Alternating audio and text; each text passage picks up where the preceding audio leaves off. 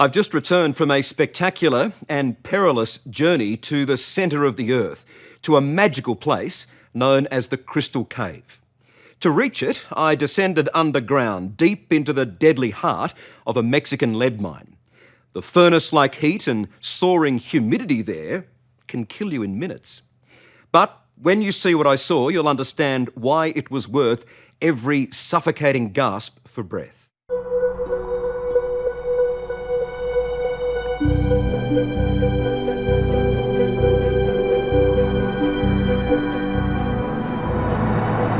Nika is a tough and dusty mining town in the middle of northern Mexico's Chihuahuan desert. Few foreigners come here, but it's where we begin an incredible journey to one of the best kept and most breathtaking secrets on the planet. Yeah. And down we go. Down we go, indeed. Buried deep inside this working lead and silver mine is an extraordinary geological wonder. Literally driving down into the belly of this mine now. Yeah. It's taken us 2 years of negotiating to get to this point. Access is rare to this highly guarded treasure.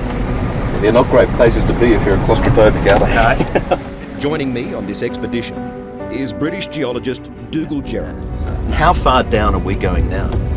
Well, I think the deepest down in the mine is about 800 odd metres. And Australian doctor David Rosengren, who specialises in emergency and adventure medicine. A little bit nervous, really, because I don't think we have any comprehension of what we're heading into.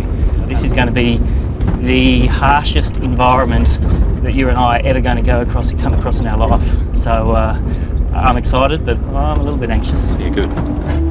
Could you imagine what it would be like working down here every day? Claustrophobic, it's dirty, it's dusty, and bloody hot too. Yeah. But it's well worth the journey. Wow. The size of this thing, look. Finally, it appears. The giant crystal cave of Nika.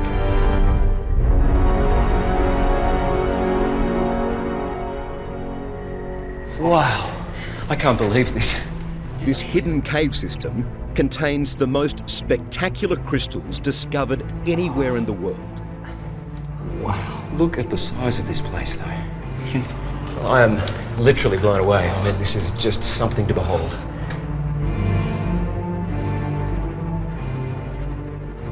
I mean, that individual crystal alone has got to be 7, 8, 9 metres long, just that single one. They must weigh an enormous amount. Yeah. Oh, I mean, this is stuff of make-believe. It's stuff of sort of Walt Disney and Superman. This is and what Nirvana. have you. This is your heaven, isn't it? But within minutes, you realise this hidden chamber is as deadly as it is dramatic. It's just ridiculously hard to breathe. I mean, it's hard to catch your breath. It's very hot air we're breathing into our lungs. It's Really starting to feel that heat now. The forces of Mother Nature are overwhelming. 48-degree heat and stifling humidity mean that human life can't last long in this most extreme of environments.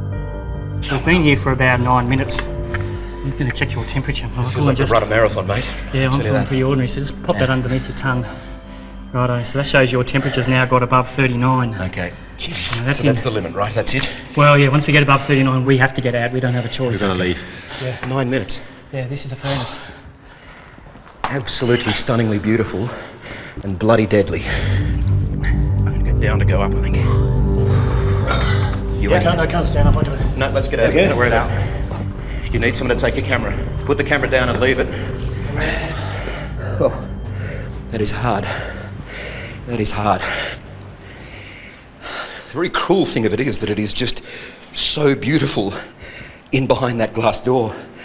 But it is so dangerous. I mean, a matter of minutes and you're done. It is literally like drowning. It's like you're breathing in water, sucking in water. And it's very, very hard right now just to catch your breath. This is up there as one of the greatest challenges that the human body can be faced with. The primary thing that it does is it's heating us up. It's essentially cooking us from the outside. So have you ever been in a sauna before? Have indeed, but this is something else. Oh yeah. It's not just the heat that's potentially lethal. Dr. David Rosengren is just as concerned about the humidity, which hovers at 100%. And if our bodies reach a thermal tipping point, they just can't cool down. No matter what the environment is, no matter how hot or how cold, the body has a number of mechanisms that it uses to control its temperature to stay stable. When we step into that cave, it's one of those very rare situations where all of the body's mechanisms are completely overcome instantaneously. But it's because of this cauldron that the crystals exist. 5 kilometres below the surface, a chamber of magma forces intense heat up through faults in the Earth's crust. That volcanic heat has boiled underground lakes and dissolved mineral-rich rocks, which ended up trapped in this chamber. Here, the conditions were perfect for the minerals to slowly crystallise. And over 100 million years, the gypsum crystals just kept growing and growing, until the miners broke through to make their magical discovery. The sheer environment that those crystals have grown in is very, very special. Really, without the mining, without the by chance removal of the water, we wouldn't have found those caves at all. Geologist Dougal Jerram has spent his life exploring some of the Earth's most extreme environments. He is not one to be easily impressed. On a list of things that I'm going to find the most amazing on Earth, it's pretty much number one at the moment. I mean, it is an incredible feat of Mother Nature. Yeah, it's just an absolutely remarkable place. But it's so overpowering in terms of its attack on you with the environment. So you're in this kind of constant battle of just being overpowered both physically, mentally, psychologically, in every way. Having come all this way to get just a taste of these amazing caves, we're not going home without exploring them properly. But we need some way to stay in them for longer. So as you can tell from our thermal scanning that we've done when we were in the cave previously, we actually stand out as black. So we are relatively cold compared to the extraordinary heat that's in the environment. There's nowhere else on the planet that's got a combination of such extreme temperature and such extreme humidity. So what we're going to do today is we're going to try these cooling suits. So, to buy a precious few more minutes on each expedition, we've brought special cooling suits. This is clothing we wear directly against our skin. Right. These vests should keep our core body temperature down and allow us to venture deeper into the cave system.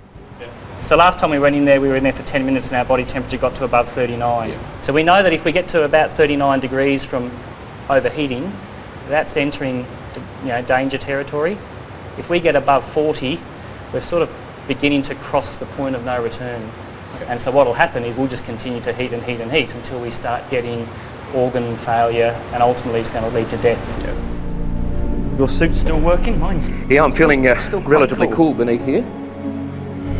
I mean, look at this. It's incredible, isn't it? And that's what. And it's on our second entry that we discover the true scale and depth of the cavern. Colossal columns of crystal, some 11 metres high, thought to weigh more than 55 tonnes. This is just so breathtaking, it's extraordinary. It's just now you can actually feel the true scale because we've got a bit of perspective now. Oh, wow. I tell you what, there aren't too many words, but wow, wow, wow.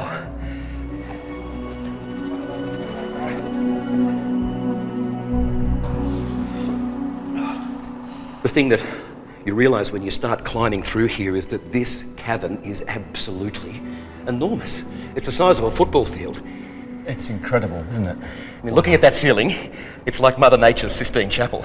Indeed, and it's almost something from outer space. It really is. This cave is more than just a natural wonder. It is a vault of invaluable information. Scientists say those shards of crystals are time capsules that could teach us incredible things about Earth and other planets in the universe. It seems amazing to me that you found life down there. Oh yeah. These guys had never been seen before and never been studied before, and probably don't exist in another environment. They're probably Dr. in Penny different Boston places. is one of the world's foremost cave scientists and an expert on finding life in extreme environments. Oh yeah, absolutely. We've got fossils, we've got live guys, and we've got the DNA. It's the mother lode of discovery, isn't it? Penny was granted special access to the Crystal Cave in 2009. What she discovered wasn't just new types of life here on Earth, but also what life might look like on other planets, where the conditions are as hot and hostile as they are in the Nika Crystal Cave. Now, I'm looking at this. I can't see life there at all. But I can. And lots of it. Lots of it. So if you look at all these little wiggly things here, all of these little fine lines, these are all bacteria. If we were to find life on other planets, would it be like this? I think it would resemble this a lot. These guys are pretty divorced from what's going on the surface. They don't need the light, they don't need the organics, they're perfectly happy munching down minerals. For all their grandeur, these crystals are surprisingly fragile and they're in danger. When the miners broke through and made their remarkable discovery back in 2000, the cave was actually full of water. As they drained it, the crystals were revealed in all their glory. But if the crystals stay dry, they die. So, are these crystals alive now, or are they dying because the water's gone? Well, in effect, they're not stable anymore. So they're not in a system where they were that's good to stable know. and growing. Yeah, We're sitting on them. We're sitting on them.